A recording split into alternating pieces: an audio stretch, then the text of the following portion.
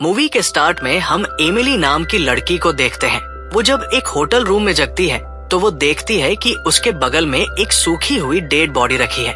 इसके बाद में एमिली उठकर मिरर में देखने जाती है, जहाँ वो देखती है कि उसके शरीर पर कुछ चाकू के कट के निशान लगे हुए हैं। एमिली के साथ में जो हुआ है वो उसे सोचने का ट्राई कर रही है और अब वो उस बॉडी को छोटे छोटे टुकड़ों में काटने का डिसीजन लेती है। वो इन्हें बैग में भर के बाहर ले जाके इन्हें जला देती है और इससे जो राख बची थी उसे वो गड्ढे में दफना देती है।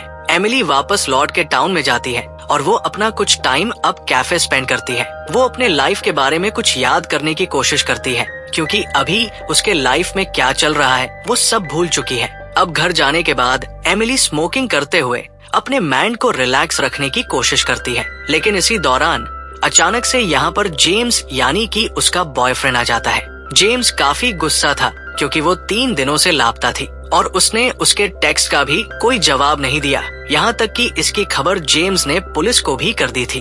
अब जैसा कि उसे लग रहा था कि पुलिस से उसको कुछ प्रॉब्लम्स हो सकती है, तो वो जेम्स के पास में जाके उसे स्केड्यूल करने लगती है। लेकिन अभी जेम्स पुलिस को फोन मिलाकर कहने की कोशिश करता है कि एमिली ठीक है और वो मिल चुकी है। लेकिन इतने में एमिली एक कॉर्कस्क्रू की हेल्प से जेम्स पर अटैक कर देती है और ब्लड लॉस की वजह से जेम्स मारा जाता है। एमिली जेम्स की बॉडी को प्लास्टिक में करती है और वो इसे बेसमेंट में छिपा देती है। इसके बाद में वो ऑफ फ्लोर पर से ब्लड को साफ करती है और उसके बाद वो कुछ मेडिसिन लेती है। अब अगले दिन जब एमिली मिरर में देखती है तो उसके पीठ पर कुछ सड़ने जैसे निशान थे।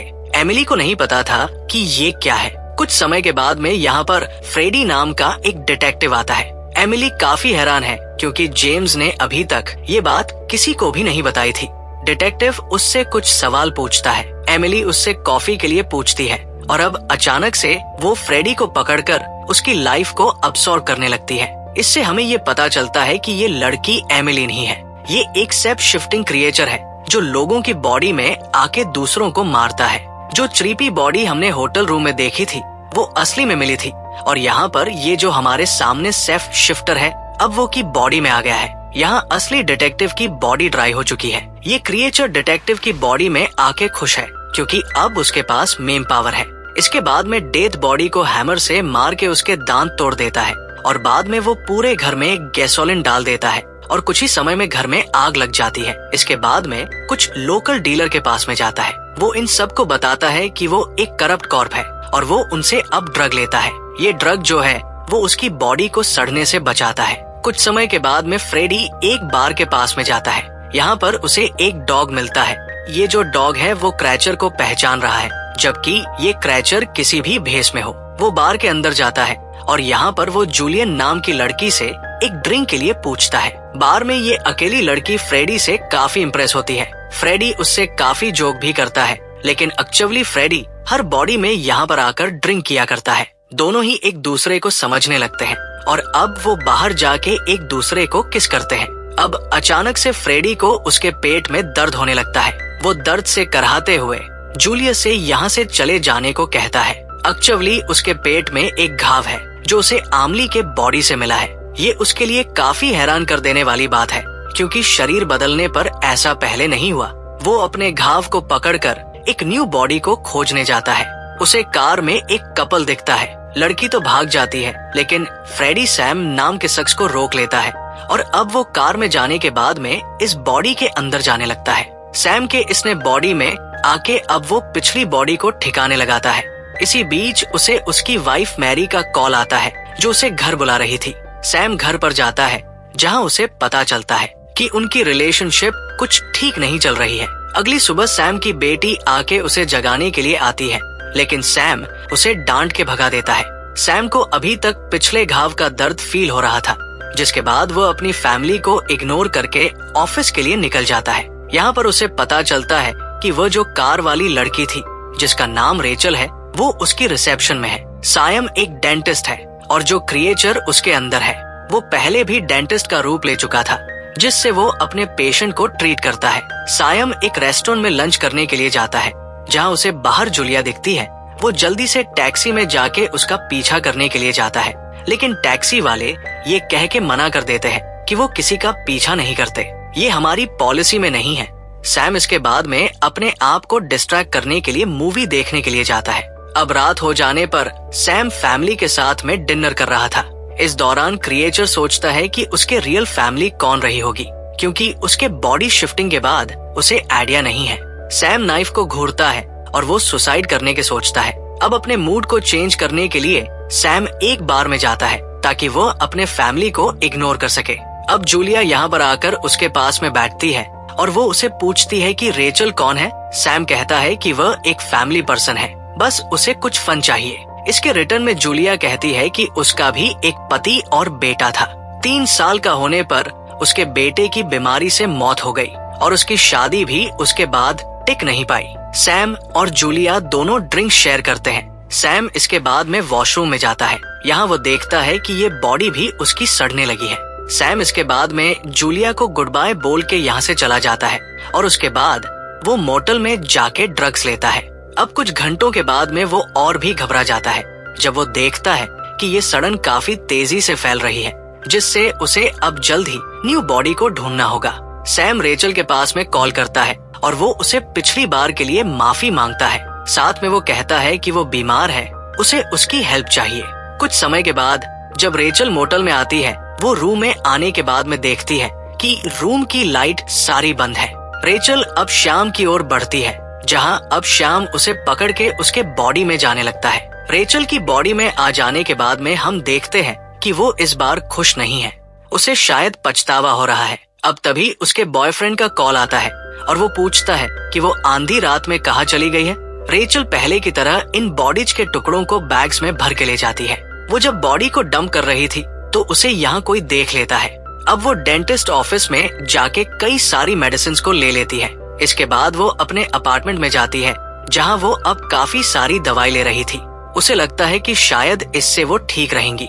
अब शाम होने पर वो तैयार होकर बार में जाने का डिसाइड करती है। यहाँ उसे नहीं पता है कि टॉमी उसे बाहर से देख रहा है। बार में जाने पर उसे फिर से डॉग मिलता है और वो अंदर जाके जूलिया के पास बैठती है। जूलिया उसे सैम की डेट से पहचान जाती है। दोनों आपस में इसके बाद में बातें करते हैं। अब जूलिया के कुछ देर में चले जाने के बाद में यहाँ पर जॉन नाम का बंदा आके उसके पास में बैठता है। पहले तो रेचल उसे इग्नोर करती है, लेकिन बाद में वो दोनों साथ में बाहर से बाहर जाते हैं। दोनों अब उसके अपार्टमेंट में जाते हैं, जहाँ दोनों साथ में आप किस कर रहे थे। दोनों साथ में ड्रग्स भी लेते हैं, लेकिन जॉन अब उसके साथ में जबरदस्ती करने लगता है। रेचल अपने आप को डिफेंड करने का ट्राई करती है और अब वो उसे चाकू मारने वाली है। जॉन अपने आप को बचाने का ट्राई करता है, लेकिन वो मारा जाता है। रेचल जल्दी से अपने रूम में जाकर यहाँ से भागने के लिए अपने कपड़े पैक करती है, लेकिन उसकी नेबर ने बॉडी को देख लिया था और वो पुलिस को भी बुला लेती है। रेचल बाहर जाती है, जहाँ बाहर पुलिस है, लेकिन वो उनसे किसी तरह से बच के भागने लगती है। पुलिस उसके बारे में जान के है, जिसके बाद में वो भागते हुए एक गैरेज में जाती है और वो आज की रात अब यहीं पर बिताएगी। अब अगली सुबह जब वो उठती है तो वो अपने साथ में एक डॉग को देखती है। वो तभी अपने हाथ को देखती है जो सड़ने लगा है। उसके फोन में टॉमी के कई सारे मिस्ड कॉल्स भी आए थे, लेकिन वो देखती है कि टॉमी यहाँ पर गैरेज में भी उसके फोन को ट्रैक करके आ चुका है। टॉमी को पुलिस की खबर मिल चुकी थी, जिससे रेचल उसे हिट करके यहाँ से भागने लगती है। टॉमी अभी भी उसका पीछा करता है, लेकिन रेचल एक ट्रक में छिप जाती है। उसके पेट में दर्द भी हो रहा है, जिससे उसे जल्द ही अपनी न्यू बॉडी की जरूरत है। वो टॉमी की बॉडी को नहीं ले सकती, क्योंकि पुलिस टॉमी से पूछताछ करेगी। उसके पास में ज्यादा टाइम नहीं है, जिससे वो जूलिया के पास में जाने का डिसीजन लेती है। रेचल जूलिया को ढूंढ लेती है, लेकिन वो जूलिया के बजाय उसके बॉयफ्रेंड रॉबर्ट को अपना शिकार बनाना चाहती है। रेचल के घाव अब बढ़ रहे थे। वो रोबोट का उसके घर तक पीछा करती है और यहाँ पर अब उसके घर पर आके वो रोबोट के शरीर पर कब्जा कर लेती है। इसके बाद में वो रोबोट जूलिया के पास में कॉल करके अपनी फीलिंग को एक्सप्रेस करता है। जूलिया इसके बाद में डिनर पर आने के लिए मान जाती है। दोनों साथ में एंजॉय करते हैं और जूलिया को रोबोट के अंदर ऐसा फील हो रहा था जैसे कि उसे पहले जानती हो। रॉबर्ट उसके साथ में फ्लर्ट करता है और अब दोनों साथ में किस करने लगते हैं। इसी दौरान अब जूलिया को रॉबर्ट के घाव के बारे में पता चलता है, लेकिन रॉबर्ट इसे इग्नोर करने को कहता है। इसके बाद में दोनों लोग साथ में रात बिताते हैं और अब दोनों साथ में रिलेशनशिप में भी आ जाते हैं। ये दोनों साथ में अब काफी खुश है। रॉबर्ट के पास में फाइनली वह चीज है जिसे उसकी तलाश थी और उसे अब किसी न्यू होस्ट की जरूरत नहीं है। वो हमेशा दवाई लेता रहता है ताकि उसे आगे कोई प्रॉब्लम ना हो। एक दिन जूलियन न्यूज देखती है कि टाउन में पिछले कुछ दिनों में मौतें हुई हैं। इन सभी से वो बार में मिल चुकी थी। इससे वो काफी डरी हुई थी, लेकिन रॉबर्ट उसके पास में आके उसे हक करते हुए कहता है कि वो उसे प्रोटेक्ट करेगा। अब उसी रात में रॉबर्ट देखता है कि उसके हाथ पर सड़ने वाले निशान आ गए हैं और उसके पेट में भी दर्द होने लगी है। इस बीमारी से वो भाग नहीं सकता, जिससे वो डिसाइड करता है कि वो तुरंत को कन्फेस करेगा। रॉबर्ट जूलियस से उसके पिछली लाइफ के बारे में बात करने को कहता है। वो कहता है कि जब वो बच्चा था तो 1956 में एक्सीडेंटली अपनी मर्दर की बॉडी को अब्सॉर्ब करके उन्हें मार दिया था। उसे नहीं पता था कि ये कैसे हुआ और क्या उसके जैसे और भी लोग हैं। लेकिन उसके मदर के बॉडी में जाने के बाद उसे वहाँ पर पूरे लव फील हुआ और तब से वो बॉडी टू बॉडी जंप कर रहा है। लेकिन वैसा पूरे लव उसे कभी फील नहीं हुआ। लेकिन एक बार और जब वो जूलिया के हस्बैंड के बॉडी में था तो उसे वैसा ही फील हुआ और तभी से वो जीस बॉडी में होता। उसके बाद वो बार में आकर जूलिया के साथ में कनेक्ट होने का ट्राई करता।